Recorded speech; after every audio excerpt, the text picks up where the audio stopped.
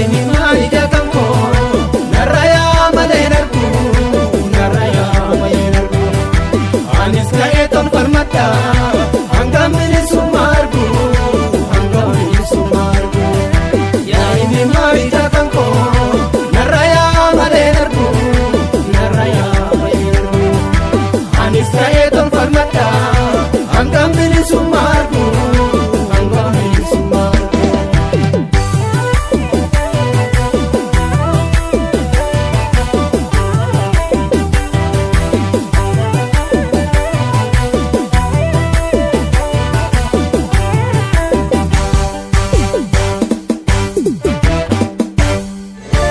Murti Ade Aster Adinyati Karakenyati Makamajra Wantef Nasan Fan Hamilin and Nusimanda Sininjena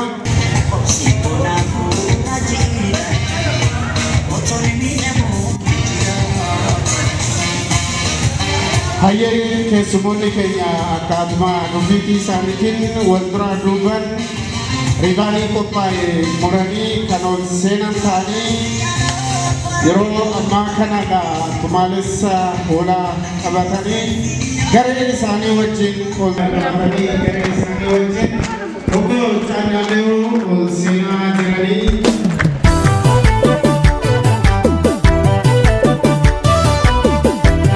be amile isa rigani kana jirani anan subhanallahi jirani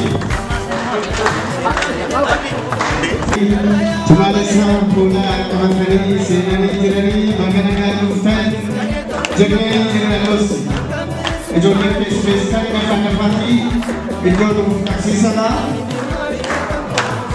naraya malenarku naraya malenarku anis kaeton farmata anggamini sumargu anggamini sumargu haye amamu Kenya sa jeriyu abkago kamachu kamadandau obo bosa galasami hamale kan okisadi simanda dengan ustaz kan akan sulit sedikit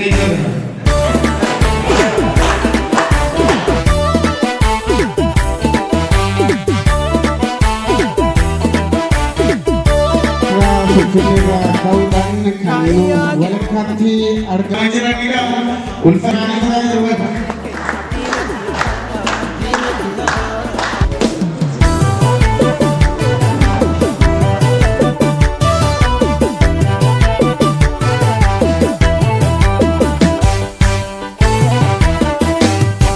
ya ini maida kamu naraya malenarku naraya malenarku anis kaeton farmata anggamini sumargu anggamini sumargu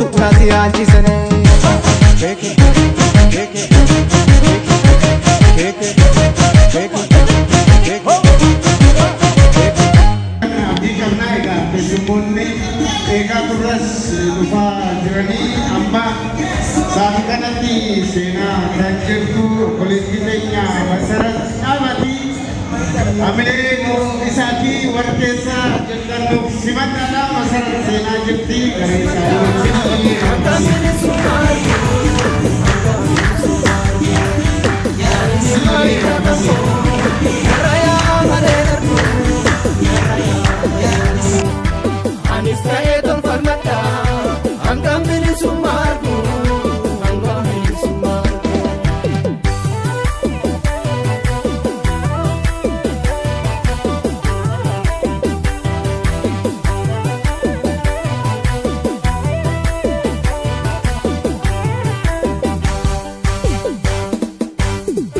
baga nagaan dhuftan anaa dhufu isiniin jennee jirra. Mee irra deebi'aatii obsa keessaniif yeroo tokko illee nuuf kenna. Egaa beellama kanallee nutillee Habashaa miti ofiin jennee jirra. Beellama kabajuudhaan ni beekamna. Akka carraa ta'ee namoonni tokko tokko duubatti nu jalaa hafanii kanaaf sagantaa keenya tokko lafarraa harkifatee nus ijaa qalbiirraa nu hambisaa isiniin jenna. Amma kallattumaan sagantaa keenya kan jalqabnu ta'a. Mee sagantaa keenya jalqabuu keenyan dura hundi keenya teessoo keenyarraa ol kaanee namoonni hedduun guyyaa har'aatiif akka geenyu nu taasisanis kallattii jiran qabsoo adda addaatiin guyyaa har'aa akka geenyu nu taasisanis mee hunda isaaniitu walitti qabnee maqaa namoota lamaatiin yaadannoo sammuu daqiiqaa muraasaaf haa goonu. Maqaa artiist Haacaaluu Hundeessatii fi maqaa artiist Daadhii Galaanitiin yeroo tokko ol kaanee haa yaadannu hundi keenya akkaataa amantii keenyatiin jara kan haa yaadnu isiniin jedha.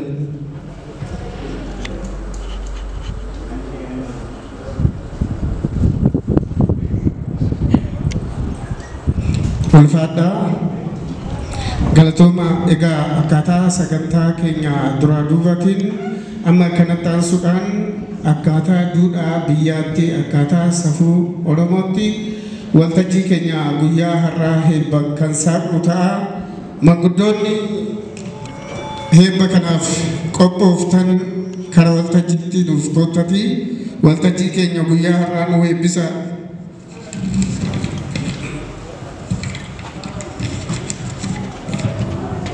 Obbo Bashaadhaa Mitikkuu kara waltajjiitti nuuf koottadha. Tolaa Urgii kara waltajjiitti nuuf koottu.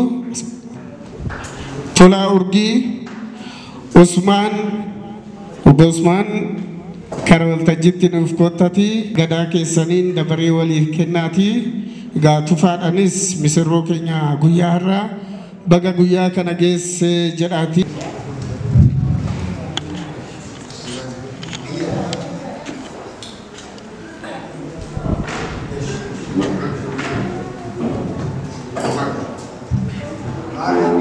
Gadaattis birmajiidha dabballeedha galatoommadha ija qalbiidhaan isaan ooffacha waan nagaan olcha nagaan nu haa bulchu daafi sababii nu haala biyya keenya biyya nagaa haa godhu jarjaraa faana kubbee nurraa haa qabu nama afaan buqqee nama hadhaa nurraa haa qabu Itoophiyaan teenya haa qaddamtu akorkaa jira wajjam bakka dawwalaale waan ni urjii kumaa ittaadhutu nuuf olcha ilteeni ammallee ilteeni nuuf olcha yee waan nagaan nu bulche nagaan nu haa olchu kaasii nu ga'e xaafteen illee nu haa ga'u waaqni gurbaa kana carraaqqii isaa baasee asiin gahe warra baranaa kan bara egeree isaa haa taasisu. Barreessaa beekamaa oshoo faallee nama caalu isaa taasisu. Gamanaanis artistiidha mucaan kun waa hundaanuu nama beekamee firii kaayyoon isaa firii geettu rabbi isaa taasisu. Waaqni kana haa mijeessuuf gadaa roobaa nagaa barri kufaa gabbiin. Tole gaasila duudhaa uummataa egaa magaalaa Oomnes naannoo duudhaa uummataa deemu qaba ture. tumarra yaamichi irraa kaasatiyyuu waan sirraa hojjetaa duudhaa maqaa dhowne jalqaba abbaa dirreetiin ilaalama achi abbaa dirree keessaa maqaa yaamtetti yoo dirreen tun dirree torban dhumuu ta'an gumbichu dhangaba gumbichu gadaa jettee yaamta gadaa yoo jiraate inni yaada yoo hin jiraanne galma jira jetteetuma nama biraa bakka buuftaa haa ta'u ammanumaa karaa buufachuun waan guddoodha. Nama of galchaati gara eebbakii irratti deema. Nama of galchaa. Ammallee nama of galchaa. Ammallee nama of galchaa. Ayyee hawa gurraacha garaa garbaa tokkicha maqaa dubbaalee immoo garaa tajaajila waan kumii dhiitee kumii hin bareedu. Kan nagaan nu oolche nagaan nu bulchi. Kan nagaan nu bulche nagaan nu oolchi. Hamaamtuu nurraa qabi. Tolaa nutti qabi. Yaa waaqa daandii nagaa nama baasii nu galchi. Waan akka malee nurraa qabi. Kan deemaa nu hamatte bubbee haa taatu. Kan teechee namatti dhagaa haa taatu. Waaqni guyyaa har'aa kan asitti walitti nu qabe sagantaa eebba kitaabaa barreessaa fi weellisaa Tufaa Wadaayooti. Maarree Tufaa Wadaayoodhaa nama guyyaa har'aa kana milkaa'ee haga milkaa'uu eegee walitti nama milkaa'ee ta'u uummatallee waaqallee galateeffatu waaqni isa haa godhu. Kana caalaa nama waa hunda barreessu waan uummataa waan biyyaa hojjetu waaqni isa haa godhu. Maarree ani hagana jeera kanarraa waan naa jiru bara dhufaan nagaa gadaan kuufaa qabdi.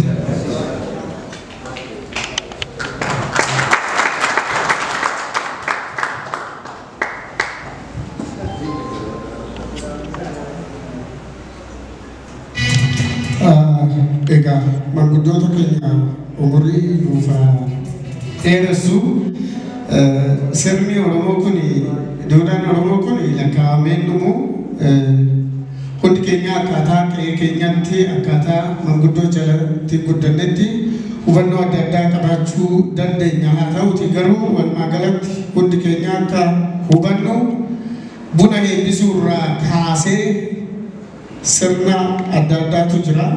Har'a immoo waltajjiidha. Waltajjiin kun waltajjii eebba kitaabaati. Kanaaf namni tokkos eebbisu yookiin akkaataa gadaatiin namni bara gadaa isaa ta'e waltajjiitti ba'ee eebbisu cubbuu hin qabu. Dhaamsa Tufaa tolaan nu dabarse ni fudhanna. Gadi fageenyaan ilaallee kan sirreeffannu ta'a. Ulfaadhu jennaan ni tolaadha. Maarree manguddoota keenya hamilee nuuf kennaa. Umurii dheeraa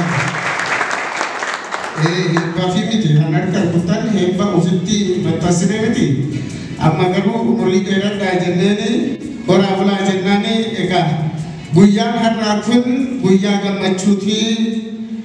Tufaa Wadaajoo bu'aa baay'ee keessa dabree kitaaba isaa maxxansee akka nuti irratti argamnee eebbisiisnu walitti nu qabee Tufaadhaanis galatoomi jennaani. Mana kana gaafa ayyamsiisee waltajjiin kun akkaataa kanaan miidhagu ji'a hin guutuu mana kana dhiyeenya eebbisnee sagantaa kanaaf akka oolu guyyaa sanis dhaamsa dabarfannee deemnee garuu xiqqishuma ishii nama hin tuffanne nama hundaafuu kabaja kan qabu magaalaa keenya tana keessatti hoteelota turizimiidhaan magaalaa keenya akka beektu akkuma biyyaatittu abbaa kurjii hedduu abbaan Sky City walakkaa keenyatti argama. Gannee qaxaree irraa jira irraallee.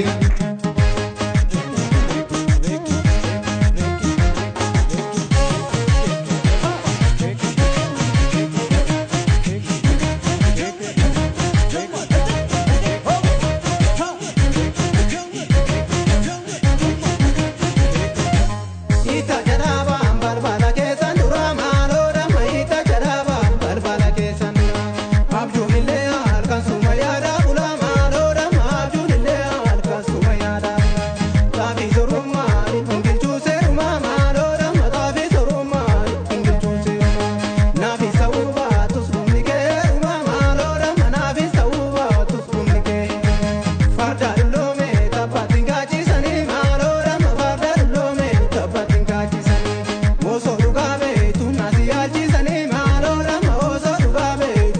ilaalchisanii.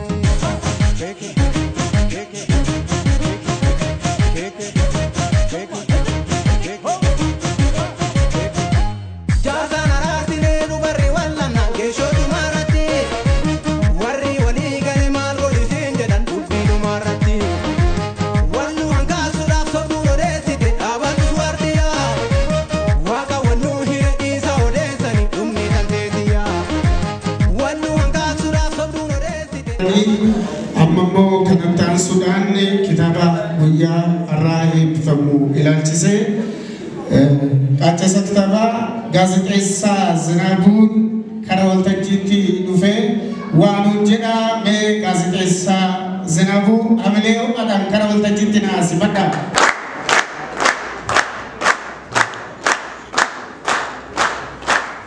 Eebbifamee harka namoota ga'een booda dubbanni gaarii ture. Keessummoonni keenya kan argaman kun maal qaacessuuf maal qeetuuf isa jedhu kana ijaanis yoo xiqqaate koluma isaatiillee argaa waan kana goone gaarii ture. Kan boodas ilaaluu dandeenya miira jiru yommuu ta'u waan kitaaba kanaa waan argeef waan itti dhagahames yoo dubbadhe hin danda'ama jedhee yaada. Egaa yoo xiqqaate sa'aatii sadii caalaa naasa'u obsaan dhaggeeffadhu. Inni itti kennu kun xiqqaa miti. Qaacessuu yookaan kiristaayis gochuudhaaf yoo xiqqaate namoonni lamaaf sadii irratti wal falmanii inni tokkotti sirrii fakkaate tokkoof dogongora ta'uu mala.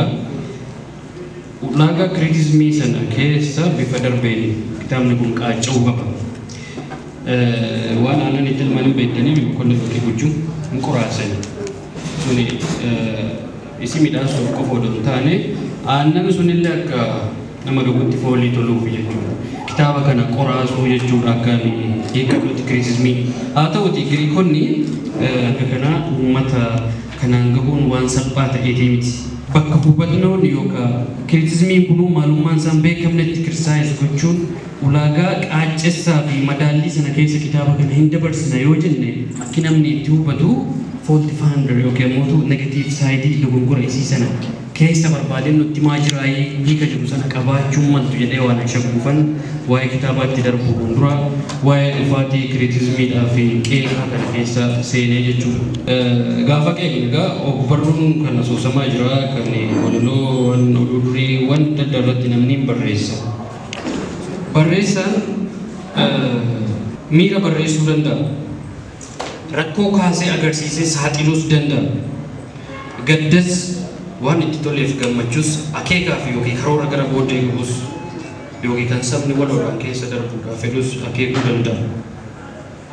Waan gara boodaa itti baanullee jechuudha. Kana keessatti kitaabni furmaata jedhu kuni miira barreessichaas qaba. Waan itti toles, waan itti hin tolinis, waan waliin dhabnes, waan arganneetti wallaalles of keessaa qaba. Mata dureen isaatis furmaata jedha. Furmaata jechuun fala rakkoo akka jechuuti. Kitaaba kana gara boodaatti dubbistu yoo agartanii waan garaa garaa waan qabu fakkaata malee seentariin isaa waan nu jalaa bade tokko waan of keessaa qabu wayitu jira. Waa'ee dhugaa fi waa'ee haqaa deddeebiin argaa ture kitaaba kana gaafa laala. Bakka dhugaan hin jirre nagaan illee waan hin jirreef haqa dhabuun madda rakkootillee waan ta'eef karaa hundaanuu haqni yoo bakka isaa malu dhabee hir'ataa deeme dhala namaatiif akkamitti rakkoo ta'uu akka danda'u walaloo kana keessaan arge. Gurra kitaaba kanaatti irraa jalqabuu qabna waan ta'eefan kiritismiitti hin darbine. Tufaan akka barreessatti kitaaba kana keessatti wantoota darbanii walitti bu'anis argee jira. Kuni wallaala odoo hin taane akkaataa inni itti hubatetu takka waa hubachuu dadhabdee raawwattee waan hubachuu dadhabde kanas hubachiisuu dadhabda deebitee tarii san ta'in afaan jedhee tilmaama. Mata duree kan tokko bukeessa jiru jalatti fakkeenyaaf nurra haa buluu beekaa fayyuun keenyaa furtuun waa hundaa tokkummaaf nageenyaa jedha. Kanuma mata duree kana jalatti gara gadii siqee yaa qulqulloof jenna hattuuf gantuun gandaaf aanaaf godina keessaa yoo san Oromoon tokkummaa cimsee irree isaa jabeessaa jedha. Isan dura dubbisa yaadattanii. samaa'ii kana yoo wal bira qabdanii waan adda addaa keessa barreessichi kun turuu isaa agarsiisa. Kunis maalidha? Wanni ati barreessitu waan keessa jiraattu malee tilmaama yookiin haala asoosama akka jennu kan hundi qabatamaan jiru akkuma jirutti ta'e haala asoosama waan namni uumeetiin waa walitti buusee sammuudhaan barreessuu siin jira. Walaloon kun garuu harka caalaa miira waan gaazexeessaan kun argee fi bu'aa bahii fi waan inni jireenya isaa keessatti tilmaamuu fi waa dhabarraa waan nu mudatillee of keessaa qabaa jechuudha. Kanarraa yoo ilaalu darbee bakka yaadonni jala walitti bu'an argee jira. As keessattis barreessaan kun kitaaba tana barreessuu keessatti baay'ee rakkatuu isaatiillee waan agartuutu jira. Kitaabni kun har'a nuti eebbaaf gaafa dhufu yookaan inni gaafa barreessisee asitti eebbisiisuudhaaf nu waame birrii irraa argachuudhaaf miti. Kitaabonni gara tokkoon waan qabnu yookiin namooma keenya itti fufsiisuudhaaf murteessaadha. Biyya takka utuwwanii biyyooma isii mirkaneessanii qabatanii ittiin deemuudhaaf murteessaadha. Rakkoo keessaa ba'uuf illee murteessaadha. Kana aartii biyyoota East Asian Tigers irraa arguu dandeenya. Biyyootni baha fagoodhaa akka Chaayinaa, Singaappoor, Taayilaand, Maleeshiyaa, biyyoonni akka Kooriyaa fi Jaappaan seenaa hiyyummaa fi gadadoo keessa turan keessaa karaa ittiin ba'an gaafa laallu utubaan dhiibbaan aartiin bara san godhe har'atti deebi'anii giddugala qo'annoo fi qorannoo ta'eefaa fayyadaa ture kitaabonni bara san barraa'an. Kanaanis seenarraan dubbisee arge malee achi dhaqeellee waan argee miti. Garuu biyyoota san gaafa seenaan isaanii waggoota gabaabaa keessatti jijjiiramu ka'umsi isaanii xiiqii kana xiiqessuu keessatti namni waan dhabeef waan argate mul'isuu keessatti diraamaawwan kitaabonni fi sirboonni bara san barraa'an dhiibbaa guddaa gochuu isaanii har'a namoota bara san turan gaafa isaan galateeffatan mirkaneessuu hin dandeenyaa jechuudha. Kanaaf kitaaba kana tolchuun bu'aa bahii qaba. Gaafa eebbisteen booda immoo bu'aa isaa kitaaba gurgurtee galii ittiin argatu qofa otoo hin taane waggaa 30 booda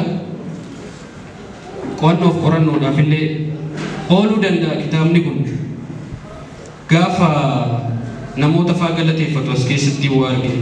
Namoonni aangoof aantummaa wal beekumsatti amantanii anas ta'e hojii aartii uummata keenyaatti gufuu ta'uun hunda fakkaachuun faayidaa yeroo irratti hundaa'uun deemtanii fi anas dandeettii fi cimina koo argitanii akkan hin mul'anneef yookaan hojiin koo haala barbaadeen uummata biraa kan geenyeef osoo hojiin nyaannee dhumuu harka lafa jalaatiin kan uffisuuf dadhabsiisuuf carraaqaa turtanis ulfaadhaa. Xiiqiin keessan obsaaf jajjabina waan na ta'eef egaa jaallatamtoota dubbistoota koo waa'ee kitaaba furmaataa kanatti akkas jedhee gala. Waggaa 30 yookaan 20 booda rakkoon barreessaa kana yookiin rakkinni barreessaan kun keessa ture kumuleetiiviin isaa sadarkaa nama dhuunfaatti rakkoo kana inni haimatu malee namoonni 4 fi 5 yoo wal bira dhufanis rakkoowwan kana caalaa jabaatoo ta'u arguu danda'an. Ka'umsi biyya takkaa nama waan ta'eef namni takkaa lama rakkannaan biyyatu booda rakkata waan ta'eef bu'aa bahiiwwanii fi rakkooleen kana dura turan maal fa'aa akka turan illee waggaa 20 yookaan 30 booda jenereeshiniidhaan achirraa waa tilmaama jechuudha. Haa ta'uti ammoo akkuma qormaata kana keessa darbe akka duudhaa Oromootti namoota isa cinaa dhaabbatan illee akka inni itti gurra isaanii himetu jira. Gurra cunqursaa kan duudhaan itti dhibaafamu alangee roobii kan seerri ittiin ciisu kallachi uumaa kan ilma deechisuun ulfina hin dhabinaa jennaan. Waan an dubbadhe kunis dhiifa ta'uu dhiisuu danda'a dargaggootaaf namoonni lafa bultan kan fuuldura kana jirtan waa isaa kana baruu dandeessanii. Kunis egaa sadarkaa fayyadama afaanii hawaasni keenya galee itti fayyadamaa turellee akeekaa jechuudha. Egaa kitaaba kana gaafan qaaccessuu fi madaalu kritismiin yookaan qeeqni negatiiv saayidii kitaabaa yookiin dogongoraaf rakkoo kitaabni kun qabu agarsiisuu qofa jedhamee hubatama jedhee sodaa waan qabuuf waan an arge garuu akka caalaan gaarummaa kitaaba kanaati. Miira inni barreesse keessatti illee of agartu rakkinoota ka'umsi isaaniitii fi falli isaanii wallaalamee takka burjaajii nutti uuman akkaataa inni itti ibsillee kitaaba kana keessaa argattu jechaadha. Ani kanumaan gabaabsaa qeeqaa keessatti immoo ulfaadha.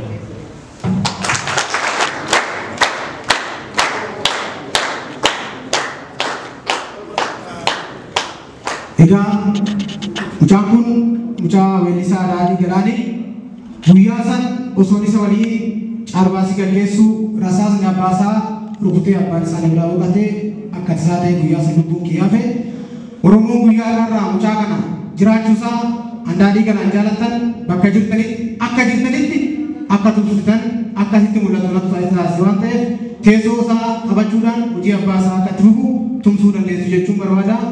Kanatti taasisuudhaan immoo kan fagoorraa dhiyoorraa finfinneerraa asallarraa iddoo garaagaraarraa dhuftan hiriyoonni kiyya hundi keessanuu guddaa galatoomaa isinii jedha. Haasaallee baay'ee dhiyeessuun barbaadu akkuma zinaamuun duratti kaase waan jedhamuu qabus waan jechuu qabus akka Oromoo tokkootti dubbateera. Namoota garaagaraatu as keessa jira, ogeessa fayyaatu jira, ogeessa seeraatu jira, egaa gaggeessitoota mootummaatu jira, namoota daldala irratti hirmaatantu jira. Akkasitti sagantaa kee irratti argamuu keessaniif guddaan isin galateeffadha. Jiraadhaa horaa bulaa isiniin jedha.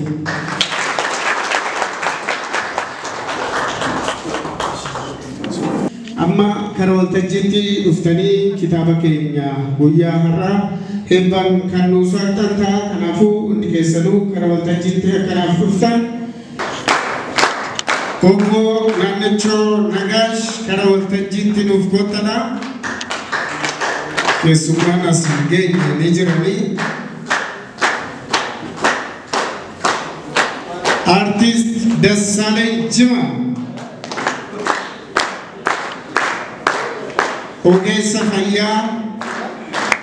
Ogeessa fayyaa Moosisaa Asaffaa kara waltajjiitti nuuf goottadha. Obbo Geetaachoo Abarraa Finfinnee irraa dhufan isaanis kara waltajjiitti nuuf goottadha.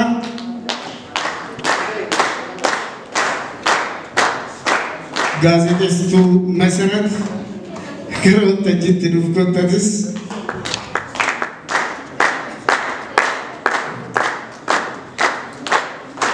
Obbo Caannaaloo Sisaay kara waltajjiitti nuuf goottadha. Obbo Caannaaloo.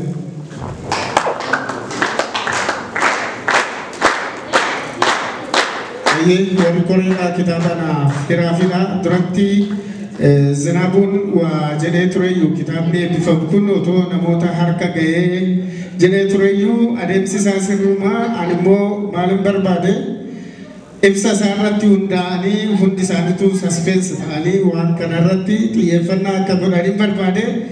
Egaa tokko isaaniitiin kitaabni kun harka isaanii ga'ee jira. Meeqana akka nuuf saaqan hundi isaaniitiyyuu kan garaa isaanii nutti himanii hayyee qarqaruma kanaa hin ka'a. Obbo Caannaaloo irraa hin ka'a.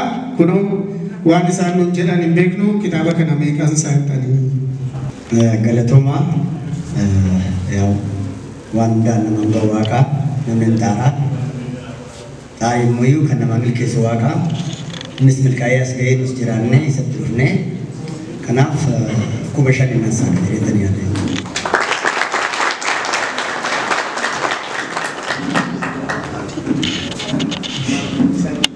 Galatooma Faadha sagantaa kanarratti argamuuf baay'ee gammachuu natti dhaga'ame.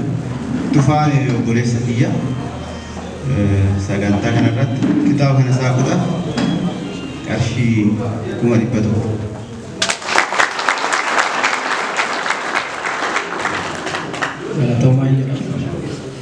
Galatoomaa hin jedha. Kitaabni kun qubee afaan keenyati. Kanaafuu immoo kana argachuu keenyaaf ittiin gammada. Kanaaf ani 10,000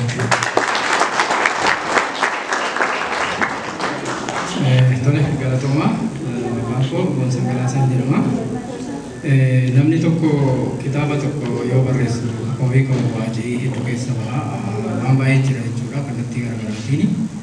Kanaaf Tufaan illee akka nama tokkootti kitaaba kana barreessuu keessatti waa baay'ee keessa dabree jira waan ta'eef anis akka hiriyaa yeroo tasaa keessaa nama tokkootti kitaaba kana keessa ilaalee ulaalee waa jechuu dadhabus amma immoo yeroodhaaf qarshii 5,000 nassaa jechuudha. Ayyee galatoomaa artisti Tufaan ilmaan dura artistii istuurii akkasuma kitaaballee fuulalee barreessaa ture. ammallee kitaaba barreessuun yaa guddaadha bu'aa ce'ii baay'ee barbaachisaa kanaafuu namoonni asitti argamtan yeroo isaa irratti dhuftan hundi galatoomaa jechuun barbaada anillee as kitaaba kana fudhachuu fi qarshii 17,000 nan gala.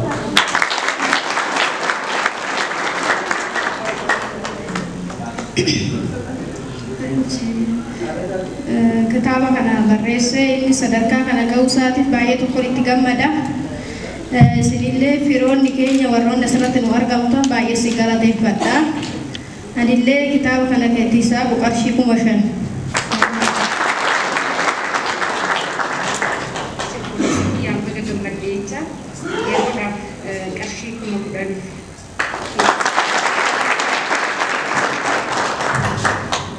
Anis Indonesia barreessaa Tufaa Wadaajootiin baga guyyaa kana sagaleen jedhanii 15,000 saaquuf. Akkam jirtu? Baay'ee baga wal argine. Anillee fuuluma bareedaa kan malee qarshiillee qabu.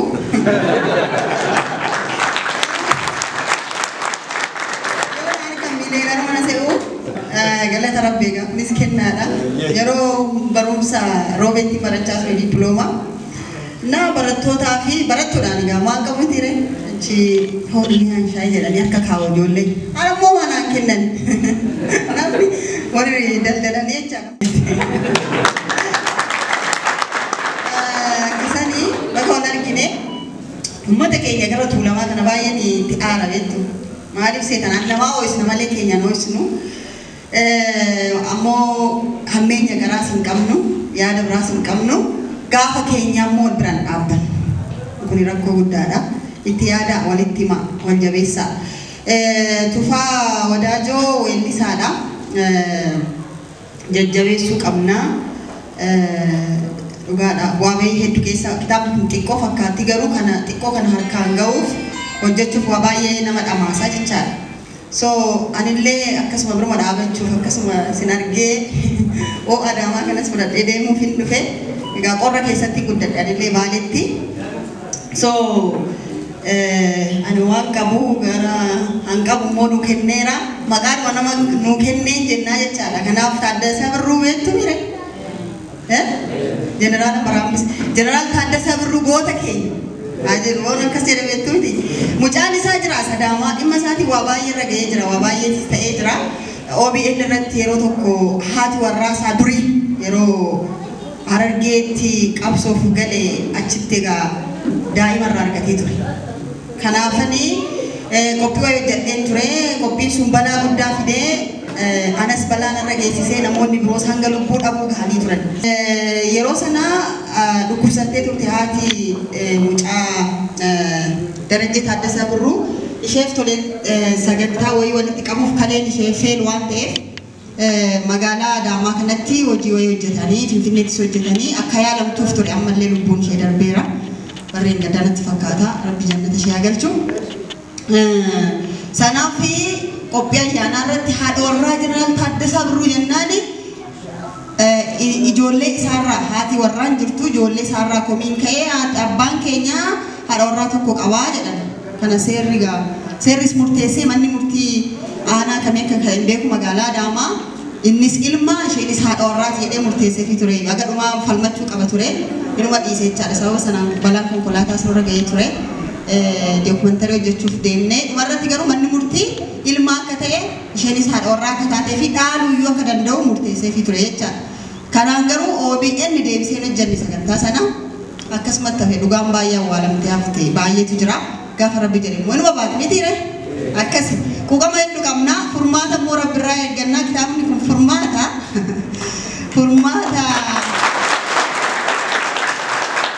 kana immoo ilmi Jeneraal Taaddasaa Birruu maqaa sirriitti jechuudha qabnaan tiree seerri murteesse inni ishee kennaa addaan qaba waan ta'eef kennaa sana kennaa fi Ermiyaas naaf fidi kennaa sana kennaan qopheessee qaba. Kennaa kana immoo caalbaasitiinin isiniif akka dhiyeessu godhaa jechaadha kennaan kiyya.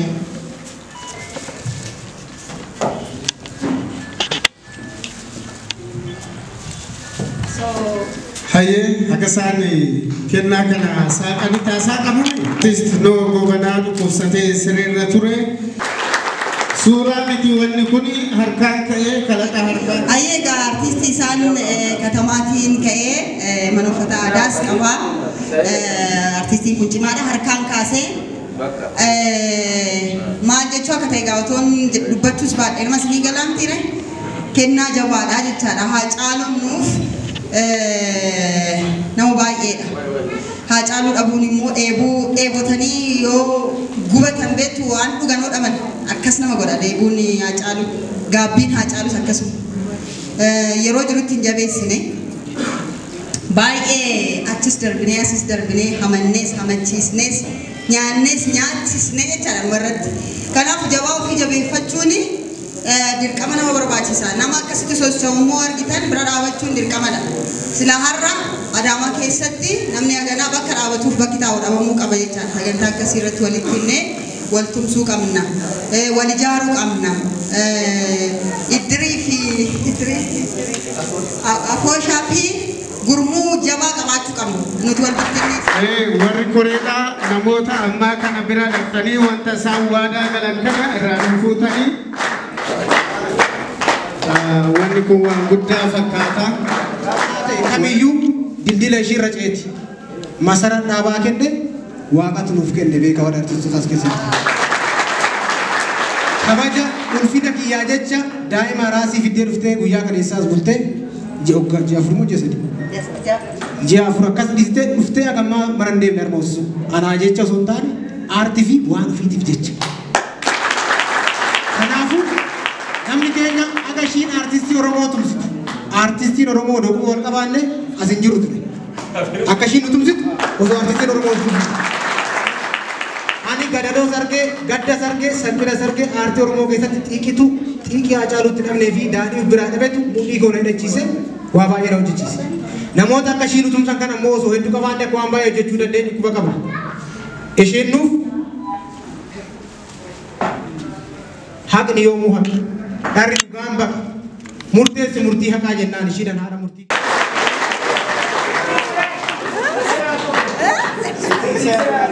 Akka bakka jirru walaa taanuu qofaa taanuu waan jettoo qabaatte ishee waan jettaa jettu. Waan jedhan baay'eetu jira garuu akkatti jedhantu nama dhibaa. Dhugaa jettee yeroo xiqqaatiif konsartii hojjete tokko laga xaafootti yeroo sadii nama mallatteessisan yeroo komaandi poostii tokko isheenii Tigree wajjinii komaandira Tigree wajjinii waa qabdiinaan jedhu. Asiin immoo waan biraan jedhu ante jara yuumbe komaandira Tigree yuumbe yeroo sanatti. Garuu maali? Jarri lamaan waliin nuuf haasaa kan jedhanii warri koreedhaa maallaqa fuudhuudhaaf nu mijannee utuu kitaaba isaa kennuuf jedhanii kunoo kitaabichi isaa qabeera. Waan tokko qofa dubbachuu barbaada. Yeroo rakkoo keessatti sirboota sagalee sabaaf ta'an jedhee yaade qopheessee saampilatti erginaan saaksii fi maal osoo qaamaan wal arginee wal hin beekne nama narraa kafaltee nama sanatti.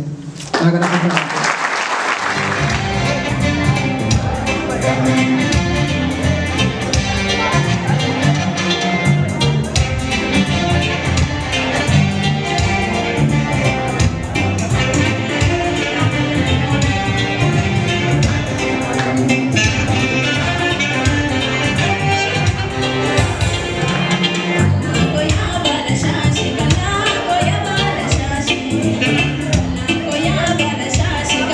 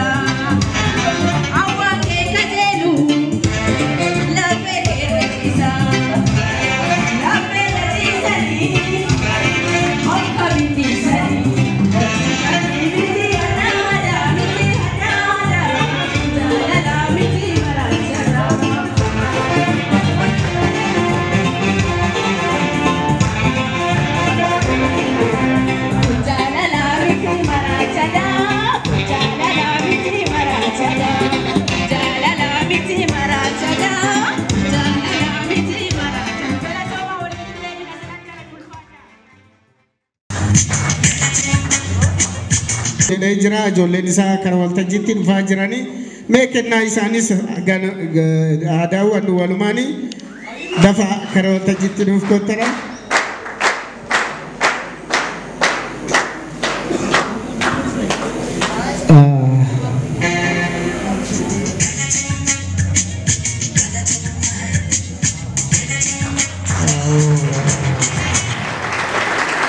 Jirra Ade Aster Addunyaa Abbaa Murtii Aster Addunyaa karaa waltajjiitti nuuf kottaa isinis Obbo Moosisaa Asaffaa Itaansuudhaan karaa waltajjiitti nuuf kottadha. Namoonni kun keessummaa kabajaas ta'anii kitaaba kana heebbisanii kan saaqanidha. Horaa bulaa isiniin jenna gaa murteessuudhaan ala artii keenya waan guddaa hojjetaa. Egaa seera gubbaarrattis namni seera kabajee seera eegee akka deemuuf aartiin gumaachi inni qabu olaanaadha jedhanii waan kanarratti argamanii jiranii. Obbo Naannechoo Nagaash karaa waltajjiitti nuuf kottadha. Obbo Caannalew Sisaay karaa waltajjiitti nuuf kottaa isinis Caannalew Sisaay. Adda dureedhaan saaqanii jiranii tumaalessa hoolaa qabatanii garee isaanii namoota hedduu hirmaachisanii nu walakkaatti argamanii jiranii. Obbo Caannalew guddaa galateeffannaa. Obbo Gannanaw Nagaash jechuun abbaa mana kanaati, abbaa qabeenyaa mana kanaati. Egaa magaalaan teenyas ta'e biyyi keenya tarkaaffii tokko fuulduratti turizimii hoteelatiin akka inni tarkaaffatu hoteela bareedaa kana galmisaa walga'iidhaaf waan adda addaatiif mijataa kan ta'e miidhagsanii asitti ijaaranii kunoo nutis akka aartii Oromootti asitti kaffaltii tokko malee bilisaan asitti bu'aaraa jirra. Obbo Gannanaw Nagaash hin jiran taanan dase isaaniif bakka buute obboleessa Dassaaleny Jimaati ganneeni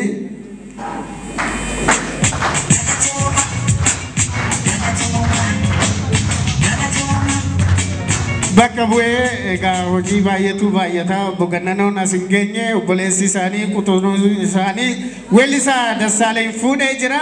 Ittaansuudhaan ankeetis asumaan nuuf fudhadhu galatoomis hin jenna. Egaa duraan balbala namaa rukunnee kadhannaa yoo har'a wal cinaa dhaabbannee wal deeggaraa jirra ulfaadhu dasee galatoomi. Obbo Boonsaa Galaasaa karaa waltajjiitti kottadha. Obbo Boonsaa kunoo garee isaanii waliin duratti tumaalessa hoolaa miidhagaa tokko qabatanii dhufanii kitaabichas heebbisanii saaqanii jiranii. Obbo Boonsaan hedduu galatoomaa isiniin jenna. Obbo Darajjee miti Injiinar Darajjee Taaddasa Birruu. Injiinar Darajjee Taaddasa Birruu jechuun sa'aatii kanatti waa'ee isaa otoon sa'aatii baay'ee haasa'inatti tola. Sa'aatii kanatti yeroo ammaa kanatti waldaa misooma Oromiyaa wajjin manneen barumsaa oolmaa daa'immaniitirraa kaasanii baadiyyaa adda addaa irratti keessattuu naannoo Daabee Solloqee kanatti manni barumsaa isaan ijaaran baay'ee kan namatti toludha. Ogummaa isaatiin akkuma abbaa isaa barumsa irratti xiyyeeffatee bilisaan Oromiyaa tajaajilaa jira. Injiinar Darajjee Taaddasa Birruu bakka buutuun fuutee fi jirti amilee kennaafi.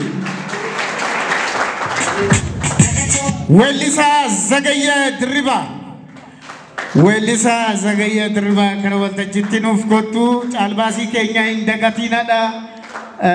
Masiiffaa waan muddamaniif sagantaa kana dursine. Egaa Zagayyee guyyaa manni kunis eebbifamu argitanii jirtanii waltajjii adda addaa ho'isuudhaan akkasumas hojii dhuunfaasaa nama hojjetachaa jirudha.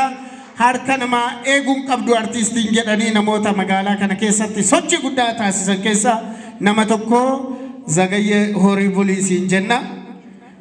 Mana uffata aadaa Kookeet waltajjii nu duuba jiru kana miidhagsuudhaan suura bareeda kana harka isaatiin bocee kan nuuf dhiyeesse mana uffata aadaa kokeet karoolta jitti kottu horii bulisiin jenna egaa kunoo akkuma argitan ofis miidhagsee waltajjiis miidhagsee dhiyaatee jira ammaan booda cidhaafis haa ta'u sagantaa adda addaatiif uffata kireeffachuufis bitachuufis magaalaa Mojoo kokeet waltajjii keessan cidhaafis heebbafis guyyaa dhalootaafis miidhagsuu barbaadan kokeet dhaquu ni dandeessanii barreessaa Tolaa Urji Tola kan waltajjiitti kottu duratti manguddoo ta'ee nu eebbisee jira kitaabota adda addaa maxxansee jira kitaaba isaa immoo miidhagsee kafarii isaa hojjechuudhaan gorsa kennuudhaan kan isa wajjin hin molanne malee anis akkuma isaati ana waliin ture namni kun nama jabaadha nuuf jajjabeessaa Masarat Wadajo Masarat Wadajo Anjirtu bakka bu'aan jiratan Abbo Masarat kanatu wal harkaadha akkami Masarat sadin beeka namni nan hedduu jaalladhu obboleettii Tufaa Wadaajoti galatoomii siin jenna giiftii keenya Fayyisaa Araarsaa abbaa Yuunivarsiitii Kolleejjii Harraambeetii bakka bu'aan kunoo asitti argamu.